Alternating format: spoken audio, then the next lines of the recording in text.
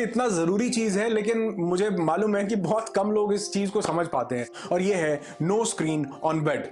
हमारी लाइफ में जो आज बहुत बड़ा चेंज लेकर के आया है वो ये मोबाइल फ़ोन है, लेकिन वहीं ये मोबाइल फ़ोन रात के टाइम हमारी नींद को बहुत ज़्यादा डिस्टर्ब कर रहा है। आप सोने से एटलीस्ट 1 घंटा पहले इस मोबाइल फोन को अपनी लाइफ से टाटा बाय बाय कह दीजिए। इसके पीछे साइंटिफिक रीजंस हैं कि जो भी मोबाइल फोन की लाइट है, जो स्पेशली ब्लू लाइट है, वो आपकी आंखों में जब एंटर करती है तो वो आपके ब्रेन तक ये सिग्नल पहुंचाती है कि अभी रात नहीं हुई है। ये लाइट देखने से आपके ब्रेन में सिग्नल जाते हैं। इवन कई स्टडीज तो ये बताती हैं कि सोते हुए आपको बिल्कुल डिम से डिम लाइट भी यूज नहीं करनी चाहिए, बिल्कुल अंधेरा करना चाहिए, ताकि आपके ब्रेन को, आपकी आईज को, और यहाँ पर जो आपका पाइनियल ग्लैंड है, तीसरी आंख है, इसको भी ये सिग्नल जाए कि बिल्कुल अंधेरा है, ये रात का टाइम है। तो अपने माइंड की प्रोग्रामिंग कीजिए, एंकरिंग कीजिए कि रात को सोते हुए आप मोबाइल फोन यूज नहीं करेंगे। ये आपके दिमाग में कचरा भरता है रात को, और सोते हुए जब आपका सबकॉन्शियस माइंड एक्टिवेट होता है तो इस कचरे के ऊपर काम करता है।